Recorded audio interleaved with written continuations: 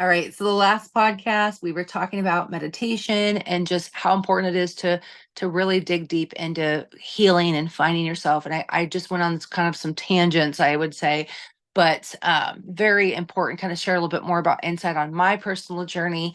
Today, I want to talk to you about, you know, equipping your toolbox for it because I feel like I shared a lot of information the last episode, but I feel like if you're not equipped with your toolbox, you're probably going, how the heck do I do that? Right. So some of you may be still kind of waiting for the next episode to just go, what is going on here? Okay. So what I've learned is when I started my journey as a child, I didn't have a toolbox. Nobody told me about a toolbox. I'd never heard of it until I went to counseling as an adult with my kids after all of the DV assaults, after getting out of the cycle and really starting to want that change, right? Saying enough. So a toolbox is it's basically an imaginary toolbox that you have in your mind, and it can be in your mind. I like to feel like mine's sitting on my shoulder. I like to feel like mine's sitting over here on my right shoulder. And this toolbox, when you open it, um, it has tools that you get to use in your day-to-day life to help you cope and manage. And so it's a coping skills mechanism. And that's basically what this is it's a mental image for you to have like something mentally image to picture. And this is what the toolbox is that mental image. When you open, you imagine yourself opening this toolbox and going, okay, I'm dealing with this situation. Which tool should I use? Right. And sometimes people need this when they're struggling, especially with like anxiety or PTSD. This tool really helped me with the post traumatic stress disorder and the anxiety for sure. Also, my kids, it helped them with breaking down a lot of different feelings and emotions that they were going through, and a lot of scenarios that they were having with their other parent whom wasn't in their life, and trying to cope with that and figuring out how do I navigate without that parent, and how does life look different for me, and what are ways I can deal with the feelings that are coming with the situation. And so in your toolbox you may have a deep breathing exercise. You may have practiced, counting to 10, and that's in your toolbox. You may have coloring books, adult coloring books, children's coloring books with pencils or crayons or gel pens or whatever it is you like, right? You may have um, skills and tasks and things that you can do to distract yourself. You may have a cue to go outside and get some fresh air. You may have a list. Some people actually have a tangible list that they use or notes in their phone of these items because there's so many, or they feel like certain things work for certain things, that they keep an actual tangible running list. So for me, when I'm feeling this emotion, I do these things. When I'm struggling with this area topic, I focus on this. And so that's another way for you to utilize your toolbox. Also, some people actually have an emergency toolbox kit. They find a folder or even like a little crate, right? This little tub, like a little Rubbermaid container with a lid, and they put in the coloring books, the crayons, the markers. They put in reading books. They put in magazines. They put in soft, squishy toys. They put in those little hand fidget thingies, those fidget spinners. Like they think of things, snacks. Snacks is a great thing to put in there too. Sometimes it's just color things. Sometimes it's a soft little blanket folded up. So if they need the blanket, it's in there. You'd be amazed. Warm, fuzzy socks. Like, sometimes it's just knowing that, like, they have a favorite cup they drink their hot cocoa or their tea or their coffee out of. Like, things that bring them joy and comfort that can get you through those emotions and those feelings that are overwhelming or that are too hard at the moment. And so it's so important to develop your toolbox, whether it be a physical one, whether it be a mental one, or whether it be, um, a tangible list. But all three are great too. I know some people who have literally all three because when they're outside and on the go doing stuff outside the house, they may not have their tub with them. They may not have their tangible list with them, but they can have little cues. Sounds are great too. Like you can download sounds, certain songs that bring you comfort and joy. Sometimes it's a poem or a verse that you can recite.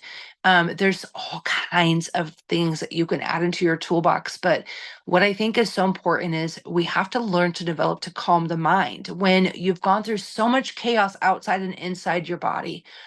Um, just a couple of weeks ago, a few weeks ago, it's been about 3 weeks now. I was telling my life coach how I finally felt the feeling of joy after 45 years of life.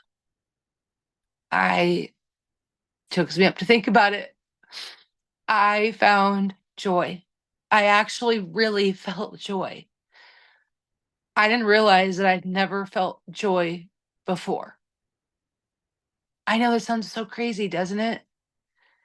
It did for me.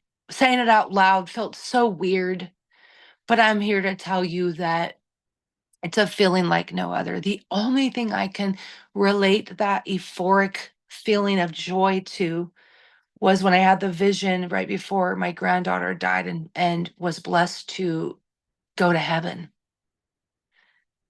And entering heaven's gates, I felt that feeling of joy. I felt that feeling of peace, comfort. I didn't hurt there. I felt that joy here on earth just for the very first time 3 weeks ago. And I never imagined to feel that here on earth if I'm being transparent. I thought that was just a feeling that heaven could bring me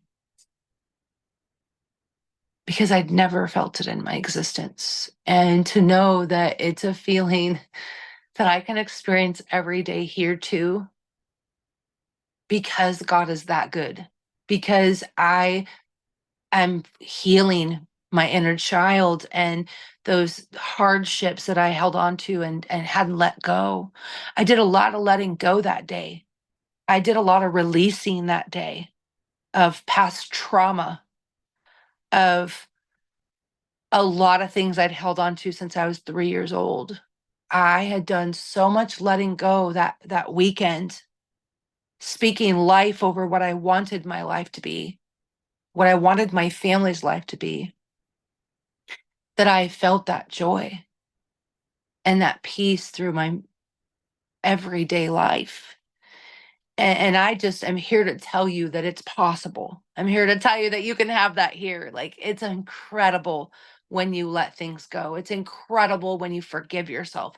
It's incredible when you forgive others. It is such an incredible feeling when you can walk in the now and see that your future version of yourself is just happening and being created as you speak and as you walk and as you talk. You show up differently, you feel differently, you love differently. Like, it was such an awesome feeling to feel that, and it's because I equipped my toolbox, if I'm being honest. I have been working on the tools that serve me and the tools that don't, and it's really being more mindful and slowing down to speed up is so important. We are such a world where it's like grind, grind, grind, beat yourself to the death, like work until you die, like you got to grind, grind, 80-hour weeks in order to be successful, like blah, blah, blah, blah, blah. It's like go, go, go, go, go. And it's so far from the truth. It is so far from the truth. I get more when I slow down to speed up, and I get more when I take the intuitive thoughts and intuition and the guidance, and I'm following it, and I'm being, like, so intentional. I get so much more from that intention than I do when I'm just running with it like a chicken with my head cut off trying to multitask. We're a world where you feel like you have to juggle everything, and it's so insanely crazy, and it creates insanity and burnout, and it's just overwhelming and depressing, and it makes you hate things. It makes you hate people. It makes you hate life. It makes you like just downright rotten, right? But you have a choice. And I think that's what the meditation has done for me, and having my toolbox equipped and being prepared and knowing what I want. I know crystal clear what I want. I know what my biggest, craziest, wildest goal is. And I don't care if no one else believes in it. I believe in it. I believe in it. God has shown me my path, and I will listen to him, not anybody else. And so I'm not worried. I used to be so worried of other people's opinions, but I've learned that they're not going to feed my family. They're not going to take care of my family. They're not going to manifest what I want, right? I am the person who's going to create those things for us. I am the person who believes in abundance.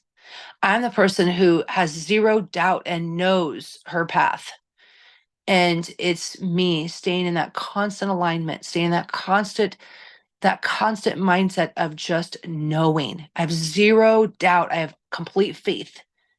And having that faith and knowing is what helps me continue my journey during the hard stuff. The stuff that might feel hard really isn't hard when I have a faith in knowing. Taking naps when I need to take a nap.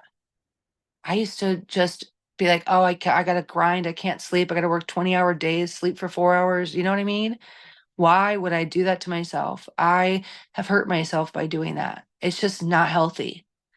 That's not how we're meant to live and love life. We're supposed to be getting out in nature on a regular basis. Why would you want to be trapped behind a desk? Why would you want to be struggling with, your day to day and your mental health and just be isolated, right? But there's just so many things that can happen when you're in that grind set mentality that you forget to live life, and we get one life. Like the clock keeps moving, whether you say, I'll do it later, I'll meet you later, I'll do these things. Go enjoy the family time. Go enjoy the things that you love doing. I'm so grateful I got back to painting and doing art and cooking and just doing these things I really love doing and enjoying. It's just, I have so much gratitude in knowing where my life is being led today versus how I felt like I had a goal and a plan, but it was just the beginning. It was just the beginning of me and my goals and my plans. It was just a small part of it. There's so much wide world and dreams and goals that I had that I'd aspired that I didn't realize existed within me until I opened up and was receptive to receiving them. And so I'm just so, so excited that I know that by equipping myself, like I'm choosing to see that I'm already equipped, right? That's how I'm equipping myself, is to just know that if I want something, I just have to ask for it and be open to receive it.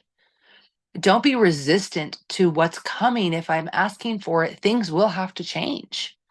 There are going to be some things that are going to change.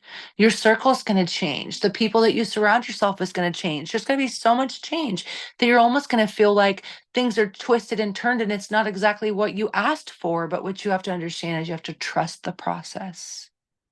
You have to trust the process and knowing that it's already worked out.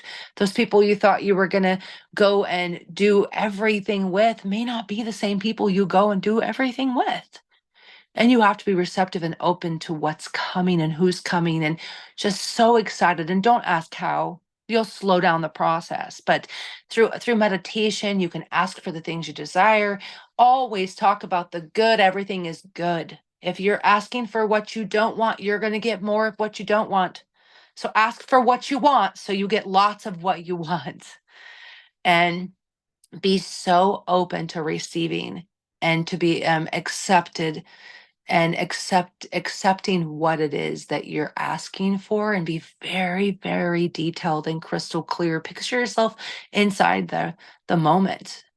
What do you look like? What are you wearing? What do you dress like? Like when you're meditating, you need to milk the visions that come, milk the things that show up in your conscious, awareness, and just be so open to receiving.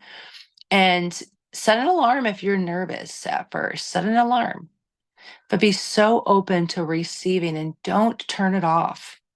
Once you're done meditating, just allow it to be a part of your day. Be more conscious, aware of the thing that's going on around you with how you're talking and what you're saying and what you're thinking. It will help change that so that you will be able to create the life you love. And so I just hope this helps you. And I look forward to chatting about this more.